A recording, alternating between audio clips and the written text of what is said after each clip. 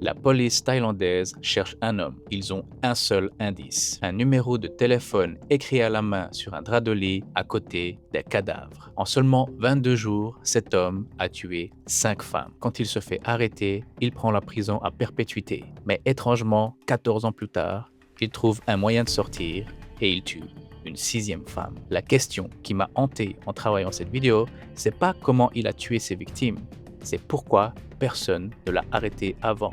Ça va être grave, c'est le frère Thaï. Aujourd'hui, je vais vous raconter l'histoire de Somkit. Les médias thaïlandais l'ont surnommé Kid the Leper, qui veut dire Kid l'éventreur, en référence à Jack l'éventreur, le tueur en série le plus célèbre de Londres. Ce que ces deux tueurs ont en commun, c'est qu'ils ne s'en prennent qu'aux femmes seules et vulnérables. L'homme dont je vais vous parler tuait souvent ses victimes à main nue ou avec ce qu'il trouvait dans le coin, comme par exemple un câble de lampe, du film plastique, un câble de chargeur de téléphone. Ce qui rend ce mec terrifiant, c'est que pour lui, tuer, c'était comme une activité normale, comme aller se brosser les dents avant de dormir. Tout ce que vous allez entendre dans cette vidéo, je l'ai trouvé dans des archives, des articles et des interviews 100% en thaïlandais. La plupart des choses n'ont jamais été traduites en français et n'ont jamais circulé hors Thaïlande. À force de faire des recherches sur cette affaire, j'ai remarqué que le vrai sujet, c'était pas lui, c'était pourquoi personne autour de lui n'avait rien vu, ni les victimes, ni la police, ni le système. Personne n'a rien vu venir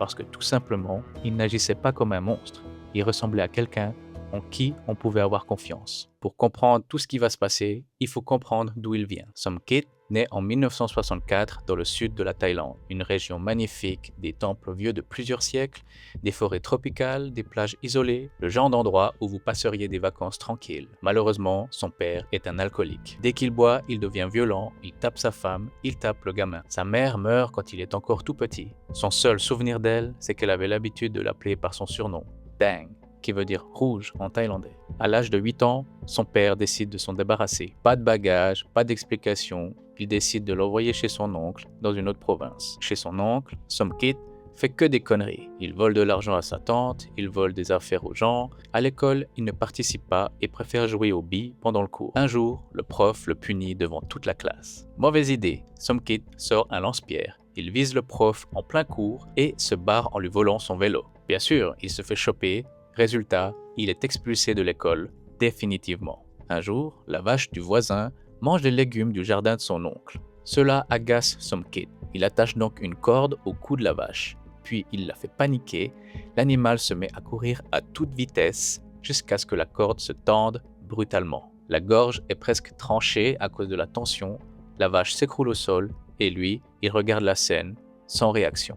Il faut savoir que le gamin avait juste 11 ou 12 ans à ce moment-là. Ce qui est dérangeant là-dedans, c'est pas juste la violence, c'est qu'après ça, il a continué sa journée comme si de rien n'était. Petit bond dans le temps, vers ses 15 ans, son oncle trouve un travail dans une scierie. Tout se passe plutôt bien pour Somkit au travail, il est sérieux, jusqu'à ce qu'un jour son patron lui file 50 000 bahts à encaisser à la banque pour lui. Si jamais, c'est à peu près 1 000 € à l'époque. Bien évidemment, Somkit encaisse et garde tout pour lui. Pour son oncle, franchement, c'était la connerie de trop. Somkit lui avait déjà fait perdre la face avec le coup de la vache.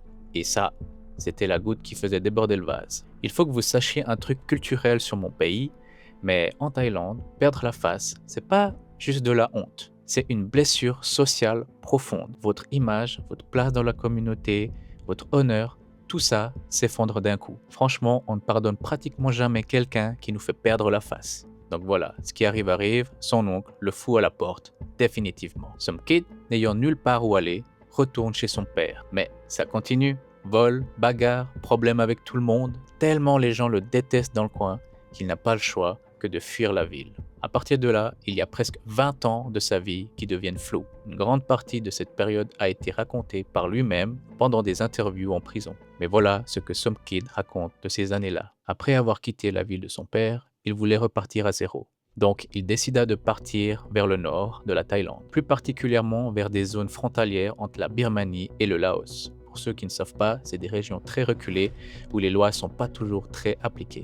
Vers ses 16 ans, il bosse pour un homme influent dans la région, du genre mafia locale. À un moment, il fait sa première erreur et vole l'arme de service d'un haut responsable local. Il finit très rapidement derrière les barreaux, mais quelques jours plus tard, faute de preuves, il est relâché. Normalement, ça calme direct quand tu finis en tôle, mais lui, ça l'a pas affecté. Tu connais ce sentiment quand tu tombes sur la case prison du Monopoly. T'attends juste tes 3 tours et tu repars à la case départ. Bah ça, c'est exactement le sentiment que Some Kid a ressenti. Pas grand-chose. Il dit ensuite avoir participé à des meurtres à gages, plus particulièrement dans une affaire avec une victime retrouvée en morceaux. Par chance, il n'a pas fini inculpé. Et pour terminer, il dit qu'il est devenu indicateur de la police. Donc je résume, le mec vole, arnaque, prétend avoir tué des gens, et il devient une source pour les flics. Difficile à croire, mais c'est ce qu'il raconte. C'est seulement en 2001 qu'il réapparaît officiellement dans les radars de la police. Cette année-là, il se présente sous un faux nom comme témoin dans le meurtre d'un gouverneur de province. Il accuse des gens, décrit des scènes entières, donne plein de détails. Sauf qu'au fil des interrogatoires, les policiers remarquent que ce qu'il dit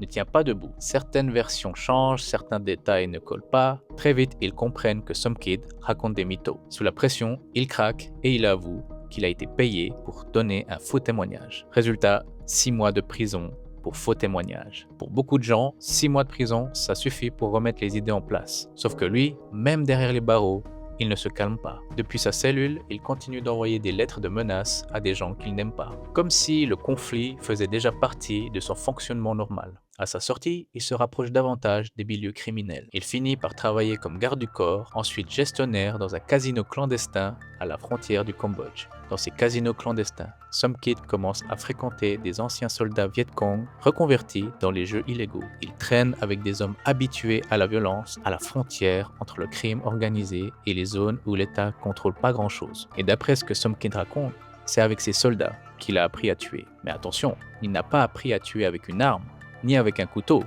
On lui a appris à tuer juste avec ses mains. On m'a appris à briser une nuque, placer les mains comme ça, s'approcher par derrière quand la victime ne s'y attend pas. Un seul mouvement, mort assurée. Et si ça ne marche pas, serrer le cou, noyer dans une baignoire, comprimer la pomme d'Adam. Mais dans ces casinos, Some Kid n'apprend pas seulement à tuer, il apprend aussi quelque chose de peut-être encore plus dangereux. Comment paraître parfaitement normal. Il arrive à se créer des personnages très crédibles. Un propriétaire d'un label de musique, un avocat, un homme d'affaires en déplacement, toujours bien habillé, poli, calme. En fait, ce mec n'agissait jamais comme un prédateur. Il ressemblait tout à fait à quelqu'un de très fiable. Pendant des années, Some Kid disparaît du décor. Un moment où il apprend à vivre au milieu des autres sans attirer l'attention. Mais en 2005, tout bascule. Comme si toutes les pièces qu'il avait accumulées pendant ces années commençaient enfin à s'assembler. Ce que je vais vous raconter maintenant a marqué mon pays. Et surtout, ça a détruit plusieurs familles. Le 29 janvier 2005, Some Kid arrive à Mukdahan, à l'est de la Thaïlande, au bord du Mekong. Il réserve une chambre d'hôtel sous son vrai nom. À la réception, il explique qu'il est un propriétaire d'un label et qu'il cherche de nouvelles chanteuses à produire. Le soir, un employé de l'hôtel lui propose de l'emmener dans un petit café où il connaît une chanteuse. Elle s'appelle Waruni. Elle a 25 ans. Elle chante dans des cafés pour gagner sa vie. Ça paie pas énormément, mais elle aime chanter. Some Kid la fait venir à sa table. Il parle doucement, il écoute, il pose des questions et très vite, il lui fait une promesse. Si tu veux, je peux changer ta vie. Pour Waruni, c'est une opportunité en or. Un homme bien habillé qui a des contacts dans la musique, peut-être que c'est une opportunité de changer sa vie. Donc, vers 1h du matin, Waruni quitte son lieu de travail sur sa moto rose. Avant de partir, elle dit simplement à ses collègues qu'elle va boire un verre avec un client dans son hôtel. C'est la dernière fois que ses collègues la verront vivante. Le lendemain matin, dans la chambre, le membre du personnel retrouve son corps dans une baignoire. Waruni est à plat ventre dans l'eau, les mains attachées dans le dos avec son propre soutien-gorge. Quelqu'un lui a maintenu sa tête sous l'eau jusqu'à la mort. Quand on la retrouve, cela fait déjà plusieurs heures qu'elle est morte. Son collier en or avait disparu, son téléphone aussi, son argent liquide, même sa moto rose. Et pendant que l'hôtel appelait la police, Some Kid roulait déjà vers une autre ville, comme si rien ne s'était passé. Quelques mois passent, on est en juin 2005. Some Kid réapparaît dans le nord de la Thaïlande, à Lampang, une ville qui est connue pour ses vieux temples et ses rues presque silencieuses la nuit. Cette fois, il décide de réserver plusieurs chambres sous un faux nom. Pourquoi plusieurs chambres? Pour se donner l'image d'un homme important, quelqu'un qui voyage avec de l'argent, quelqu'un qu'on respecte immédiatement. C'est là qu'il rencontre Pearl, 34 ans, une masseuse traditionnelle. C'était une personne simple qui avait déjà un petit ami. Some Kid va lui proposer de venir à son hôtel pour un massage privé. En Thaïlande, c'est rien d'inhabituel, Ce genre de demande arrive régulièrement, donc elle accepte. Le soir, son petit ami la dépose devant l'hôtel de Some Kid. Pour rassurer son copain, elle lui a dit que tout simplement un client avait réservé ses services pour la soirée. Il repart donc sans inquiétude. Pour elle, cette nuit ressemble juste à une soirée de travail normale. Elle se dit c'est juste un client comme un autre, elle porte l'uniforme, elle va dans la chambre de son hôtel, elle le masse et après elle rentre dormir. Sauf que cette fois, elle ne rentrera jamais. 2 jours plus tard, une femme de ménage ouvre la porte avec un double des clés. Pearl est allongée sur le lit. La chambre est dans un état parfait. Pas de meubles renversés, pas de cris entendus, pas de traces de lutte. Seulement des marques bleutées autour de son cou. Au début, les policiers pensent à un accident, une relation intime qui a mal tourné. À ce moment-là, personne ne fait encore le lien avec le meurtre qui s'est passé il y a quelques mois. Ils n'ont aucune idée de ce qui va se passer après. Exactement une semaine plus tard, Some Kid descend dans le sud du pays. Et cette fois, il retourne dans la ville où vivait son père. Ce qui est un petit peu étrange parce que cette fois, Some Kid prend un risque inutile. Quelqu'un pourrait le reconnaître, quelqu'un pourrait tomber sur lui dans la rue ou encore faire le lien avec son passé. Mais ça ne semble absolument pas le déranger. Là-bas, il rencontre Pachali, 38 ans.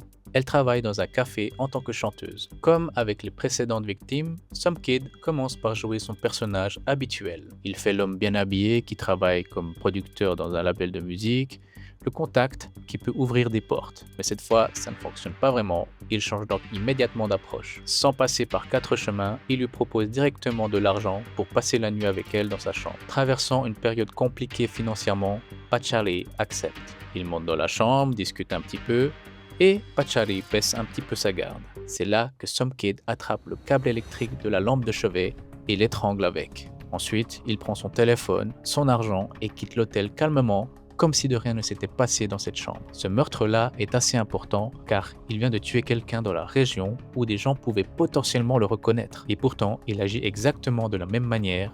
Pour lui, c'est normal. Plus tard, dans des interrogatoires, Some Kid refusera d'avouer ce meurtre. Pas parce qu'il avait peur de la police, mais parce que tuer quelqu'un dans la région où il est né était honteux, selon lui. 6 jours plus tard, Some Kid se retrouve à Udon Thani, dans le nord-est de la Thaïlande. Comme d'habitude, Some Kid réserve une chambre sous un faux nom et il rencontre une femme qui s'appelle Pon Tawan. Et c'est le même profil, elle travaille comme une masseuse traditionnelle. Cette fois, Some Kid ne propose pas directement d'aller à l'hôtel, il propose un karaoké. Ils passent donc plusieurs heures ensemble, ils chantent, ils dansent.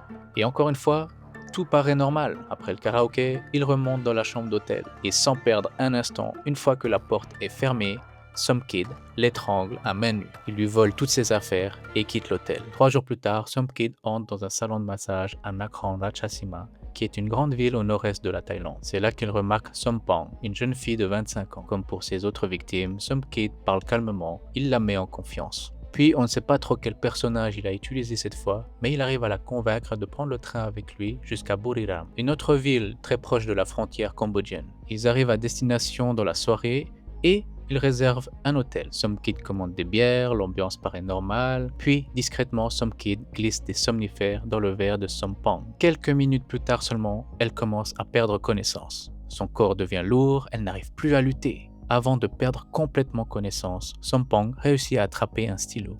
Et sur le drap du lit, elle griffonne quelque chose. Malheureusement, elle perd connaissance et Some Kid en profite pour l'étrangler à main nue jusqu'à la mort. Comme pour les autres, il prend son téléphone, ses affaires personnelles et il quitte l'hôtel. En seulement 22 jours, 5 femmes ont été tuées dans différentes villes à travers la Thaïlande. Et à chaque fois, Some Kid ciblait le même type de personnes, des femmes seules qui travaillaient la nuit et qui avaient besoin d'argent. Il pensait pouvoir encore continuer comme ça longtemps, mais ces crimes ne resteront pas impunis encore plus longtemps. Quand la police arrive dans la chambre et découvre le corps de Sompong, il découvre quelque chose d'étrange écrit sur le lit. Des chiffres griffonnés à la main, un numéro de téléphone. C'était le numéro de la sœur. Et grâce à ça, les enquêteurs retrouvent le numéro de téléphone que Some Kid a volé après le meurtre. À partir de là, la machine commence à se mettre en route. Les policiers de chaque province croisent les dossiers. Même profil de victime, même méthode, même type de vol après les meurtres. En regardant les caméras de surveillance, on capture enfin un visage. En regardant dans les registres, plusieurs faux noms apparaissent. Mais il y a aussi un autre nom qui revient très souvent avec la même écriture, Some Kid Pumpuang. Et surtout, le téléphone volé émet encore du signal. 27 juin 2005, les policiers encerclent la maison où se trouve Some Kid. À l'intérieur, Some Kid est dans le salon, il se fait masser par une dame, puis soudain, un flash info apparaît à l'écran. Une personne est recherchée pour une affaire de série de meurtres. La masseuse regarde la télé et se retourne doucement vers Somkid. « C'est toi ?» Somkid éteint immédiatement la télé et se met à l'engueuler. Il crie fort, agressivement, comme s'il avait perdu le contrôle de la situation. Une des rares fois où on le voit s'énerver. Mais à ce moment-là, à cause du bruit de la dispute, les policiers rentrent dans la maison. Ils se mettent à encercler Somkid. Étrangement, Somkid ne fuit pas, ne résiste pas et ne panique pas. Le général qui a procédé à l'arrestation dira plus tard « Son visage était complètement vide, aucune surprise, aucune peur. » Par contre, la masseuse qui l'avait amené ce soir-là était terrorisée.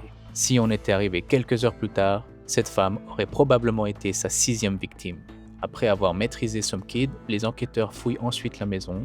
Ils retrouvent les affaires de Sompang, ainsi que les téléphones et les porte-monnaies des autres victimes. Pendant l'interrogatoire au poste, le général lui demande une question simple. « Pourquoi tu les as tués ?» Et Somkid répond calmement, sans hésiter. « Parce qu'elles changeaient leur prix. On avait dit 500 bahts pour le massage, et à la fin, elles me demandaient 800 bahts.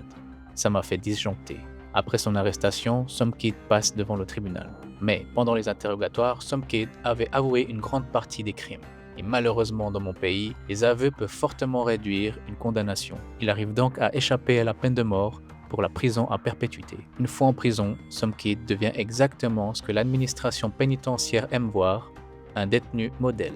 Il se met à étudier le droit par correspondance, il reste calme, poli, et parfaitement au contrôle de ses émotions. Au fil du temps, même les gardiens pensent que Somkid est en train de retourner sur le droit chemin. 4 années passent en prison et son comportement lui permet d'obtenir le statut de détenu excellent. Dans le système pénitentiaire en Thaïlande, si tu arrives à avoir ce statut, tu as accès à des réductions de peine. En plus de ça, à cette période, une chaîne d'information thaïlandaise tourne un reportage dans l'atelier culinaire de la prison. Et parmi les détenus, on voit Somkid. On le voit sourire, il explique comment faire des nems, on le voit tranquillement à la caméra comme si c'était une émission du dimanche. Ce reportage va faire scandale, car beaucoup de Thaïlandais vont immédiatement reconnaître son visage à l'écran. L'internet thaïlandais va exploser avec des commentaires comme celui-ci. Il fait semblant d'être quelqu'un de bien, mais il attend juste le bon moment. Le contraste choque tout le monde. Jack l'éventreur de Thaïlande en train de cuisiner des nems à la télévision. Cette année-là, à l'occasion d'un événement royal, la Thaïlande accorde des grâces royales à plusieurs détenus.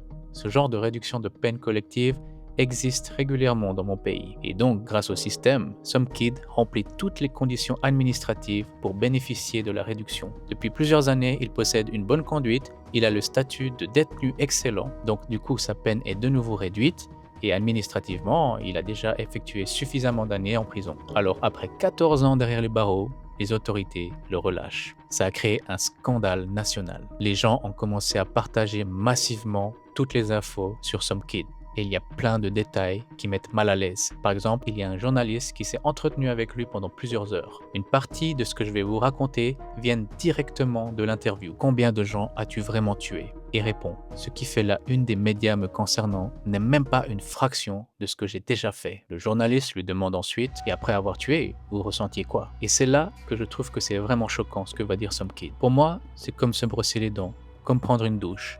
Tu le fais, et tu passes à autre chose. Il y a plusieurs psychiatres qui l'ont évalué en prison et plusieurs ont eu la même conclusion. Il comprend exactement ce qu'il fait, il distingue le bien du mal, mais il ne montre aucun remords. Donc imaginez bien qu'avec tous ces détails sur lui et qu'on apprend qu'il va sortir de prison, eh bien les Thaïlandais ont réagi immédiatement, que ce soit sur des forums, dans les commentaires, dans les émissions télé. Pendant un moment, il était le centre d'attention de la Thaïlande. Tout le monde parlait de lui car il y avait une énorme incompréhension, de la colère et surtout de la peur. Parce qu'au fond, avec tout ce qu'on sait sur lui, il y avait beaucoup de gens qui avaient le sentiment qu'il n'avait pas du tout changé. Pourquoi est-ce qu'on relâche une personne comme ça? Que ce soit des policiers, la famille des victimes, les gens sur les réseaux sociaux, tout le monde était choqué. Tout le monde commençait à remettre en cause le système judiciaire thaïlandais. Franchement, il y a un détail que je n'arrive pas à me sortir de la tête et que beaucoup de gens ont pensé aussi. Somkid a tué 5 femmes, donc ça fait 5 vies, 5 familles détruites. Et malgré ça, au total, il aura juste passé 14 ans en prison. Si tu fais le calcul, ça représente moins de 3 ans de prison par victime. Et c'est précisément ce calcul-là que tout le monde a fait